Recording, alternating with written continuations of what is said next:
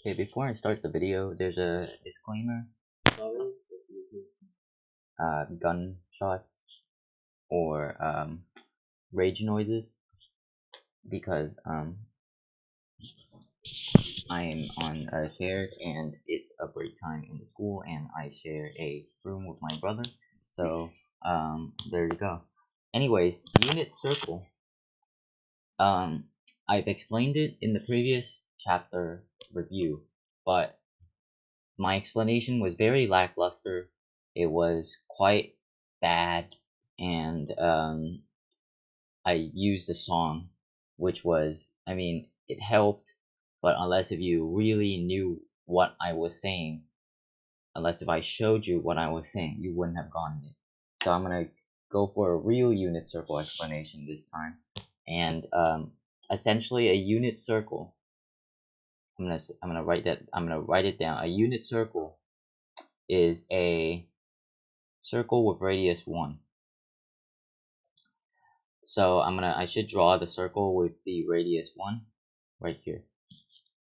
So the circle has a radius of 1 and there's an angle right here. Now if you know your trigonometry, you can take any point of this circle. For example, I'm going to make another triangle right here. Drop a height down. Okay, this is a kind of a bad drawing of a circle. I'm going to drop a height down. And then this height will be a right triangle. And you can only do trigonometry with a right triangle, which is a really important fact. Because if you start using trigonometry on non-right triangles, it becomes a mess. So you can drop a height down. For example, you can drop a height down right here. And then you can connect it with the center of the circle. And boom, you have a theta. But we know that the height that you drop down doesn't actually factor into the angle. The real place where the angle, like the angle part of the measurement happens, is on just the line, right? So this is the real angle for this one. This is the real angle for this one, right? This is the real angle for this one, real theta, and then this is the real theta for the second angle, right? This theta is pretty big. It's like 280 degrees. So the theta belongs on where the angle is. This is the initial side, and the theta is where the terminal side ends.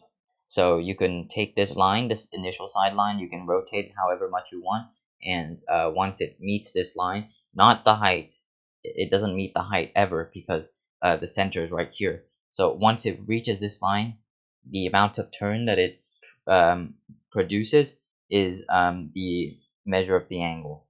So that's why whenever I put it like this, where I drop a height down here, even though we're using this angle to get our values, we're actually calculating the value of this angle right here.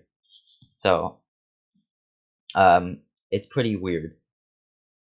But for now, we're just going to focus on the first part of the unit circle, the first 90. We're going to find out this later. And there are important values that you have to remember. And they're mainly the 30, the 45, and the 60 degree values, right? As well as 0 and 90. But 30, 45, 60 are the values that you should remember. So I'm going to draw those angles right now. 30, 40, 45, and 60. I'm going to drop a height on all of them.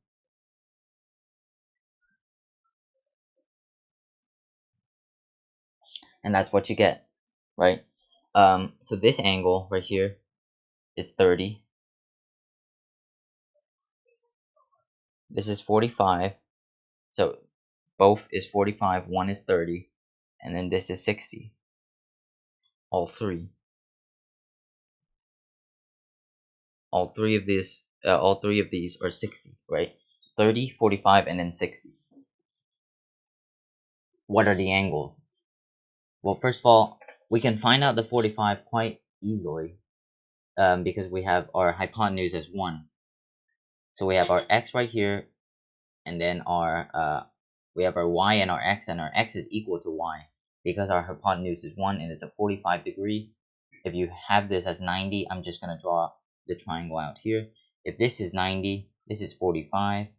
The other angle has to be 45. And therefore, these two sides are congruent. Since they're congruent, they have the same measure. So this is 1, this is x, and this is x. So we can use the Pythagorean theorem. It'll be x squared plus x squared equal 1. So 2x squared is equal to 1. So x squared is equal to 1/2, and x is equal to square root of 2 over 2, or 1 over square root of 2. Right? X is equal to this as well. This. So we have our x equal to square root of 2 over 2. So this is square root of 2 over 2. And this is square root of 2 over 2. So we found our values. How do we know which value corresponds to sine, cosine, and tangent? Well, you see this angle right here, this 45-degree angle. The 45-degree angle is a angle that you could use, is the angle that you would reference for your sine, cosine, tangent values. For example, it would be sine 45 is equal to opposite over hypotenuse, right? Opposite, square root of 2 over 2. And then what would be the hypotenuse? The hypotenuse is 1 because every single radius in this thing is 1. So you can take sine 45 equals square root of 2 over 2 over 1, which is just going to be square root of 2 over 2. So we found an equivalence right here. Sine of 45 degrees is square root of 2 over 2. Now I'm gonna delete this. I'm gonna erase all of this, and then I'm gonna put square root of 2 over 2. I'm gonna put square root of 2 over 2. So what about cosine? Cosine of 45 is x over r, or the adjacent over hypotenuse. So that would just be the x coordinate over the r coordinate, which is square root of 2 over 2 over 1 as well, which is just going to be square root of 2 over 2 as well. So that's how you find the angles. That's how you find the angles. It's there's a quick way to do it, but I don't like to do it the quick way if you don't get it on the small scale. Right? I'll tell you the way I do it as well. So that's cosine of 45. Right? For 60, so I'm gonna put the two important values. I'm gonna put the important values. We only need sine and cosine to figure out tangent, cosecant, secant, and cotangent. So sine of 45, cosine of 45, they all equal square root of 2 over 2. That's important right there. And what about 30? So we have sine of 30. If we go back, okay, I've done this in the exact same thing as the pre-calculus review, so I can go back to these special triangles. Where are they? Special triangles right here. If the angle is 30, that's 2, that's 1, that's square root of 3.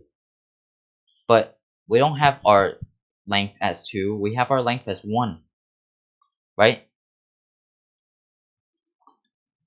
So we can do this. Oh god, I'm sorry. We can do this. That's 2, that's square root of 3, and that's 1. And then we can take the same triangle, we can half it. We can take this as 1, right? 1 is 2 divided by 2.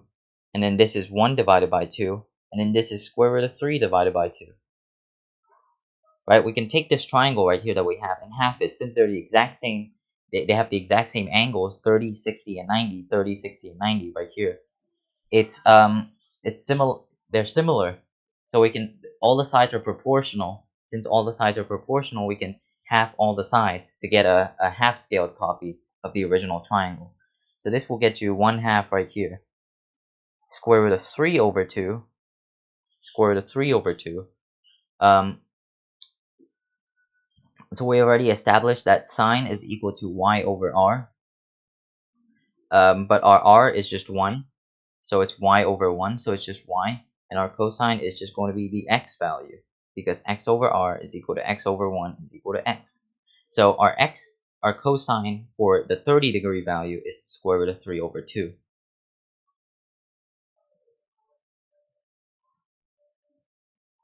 Our sine for the 30 value is 1/2.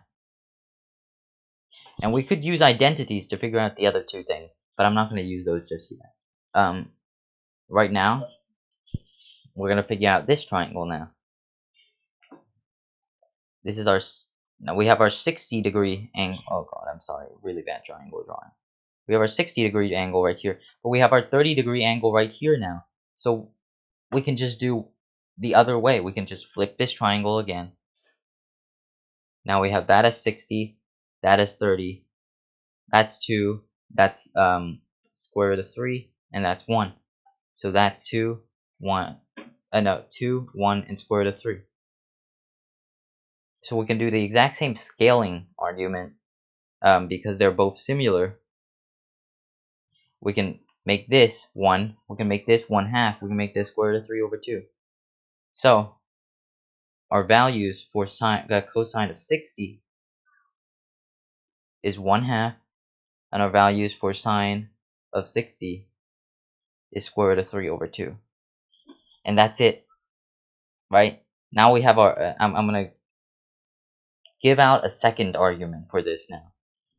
We have our 30, 45, and 60 values at, correspondingly, at this one is square root of 3 over 2, 1/2.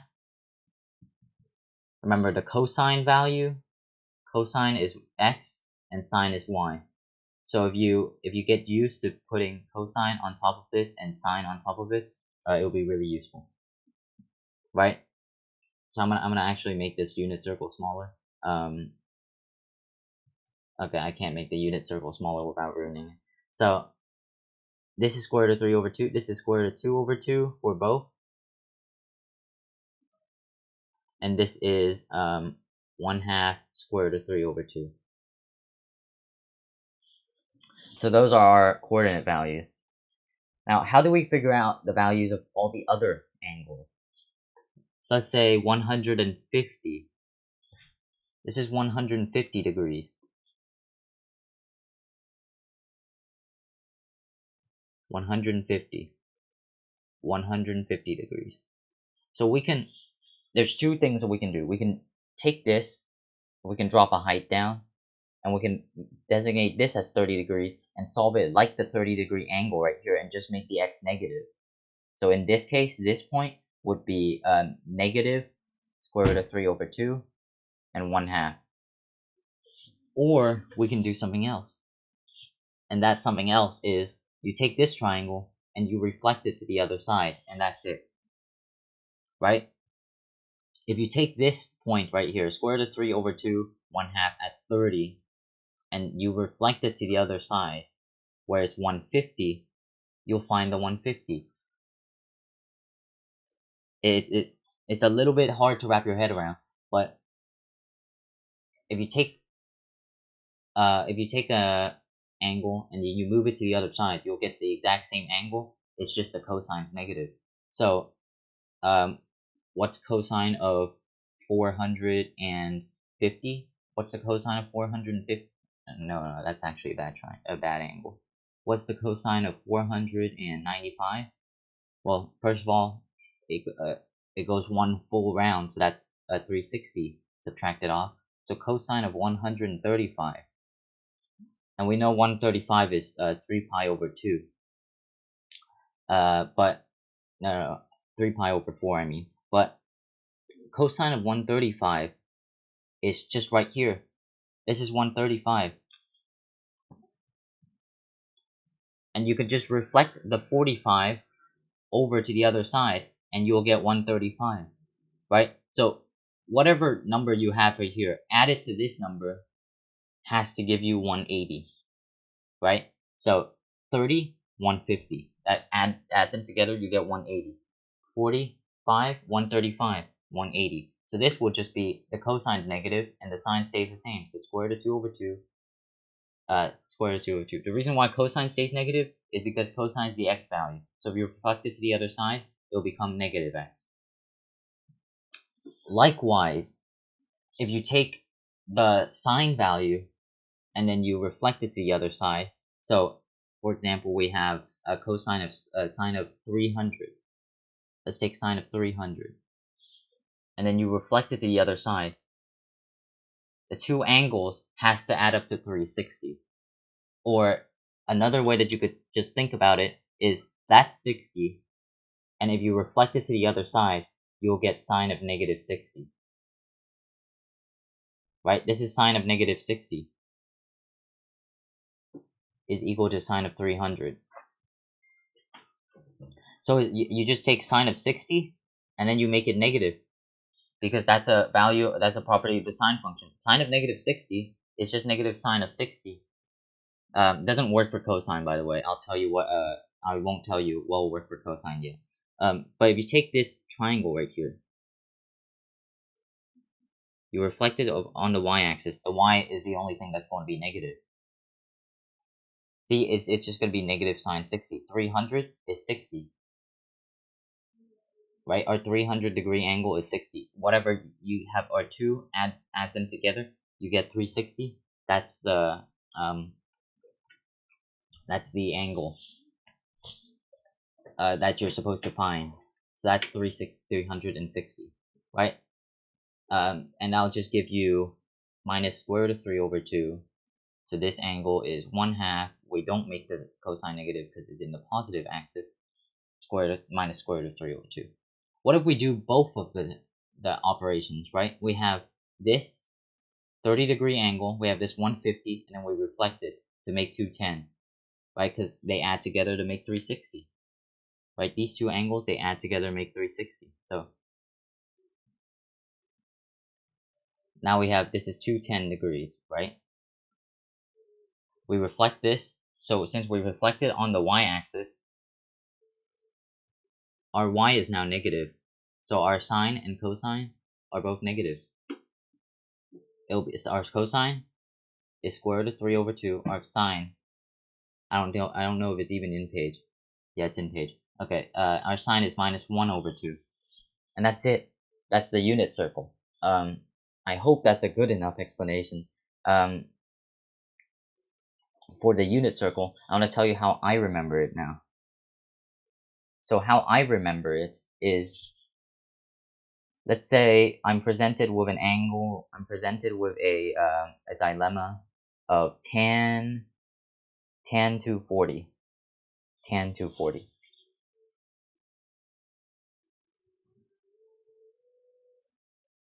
Right? Now, first of all, I know that tan is sine over cosine, so let's just do that. Sine over cosine of 240. So what I do next is I visualize the circle. That's the whole 360 circle. I visualize 240. That's 180, right? That's 240. So I know 240 is right here. I know 240 is somewhere here, so I visualize the circle. I know 240 is somewhere here. I see how many steps it takes for me to get there. The x direction and the y direction. Right? For this one, it takes me only one step to get in the x direction, but it takes me 3 steps to get into the y direction. Right? As the same as this. So 60 degrees takes me 1, 2, takes me 1 step on the y direction, on the x direction. 60 degrees take me 1 step, so it'll be 1 over 2. But it takes me 3 steps, right? You have to go through 1 over 2, square root of 2 over 2, and square root of 3 over 2 to get to the y direction. And that's why the sine of 60 is square root of 3 over 2, and a cosine is only 1 over 2. So likewise, in this, I take 1 step, and then 3 steps. And the signs, they work really well, because they're just the heights. So sine of 30 is just square root. I'm just going to put the square root over 1, 2, 3, 4. And, okay, I'm sorry if there's loud ass music, because, teachers are crazy these days. Anyways, so we have our square roots 1, 2, 3, and 4, and they're all over 2. So we have this over 2 kind of like dilemma, and then we have 1, 2, 3, and 4 as we go to the signs, and the cosines is 4, 3, 2, and 1. Right? These represent the amount of steps that you need to take. For example, in the 45, you need to take 1 step, 2 steps, 1 step, 2 steps. So that'll be 2 square root of 2 over 2, square root of 2 over 2. In this case, the sine is minus 1/2. No, it's minus square root of 3 over 2, and the cosine is minus 1/2. And so then the tangent is sine over cosine, which is just minus square root of 3. Okay, anyways, that's how I remember my thing. I remember them in steps from 30, 45, 60, and 90. I gotta go to class now. I'll see you next.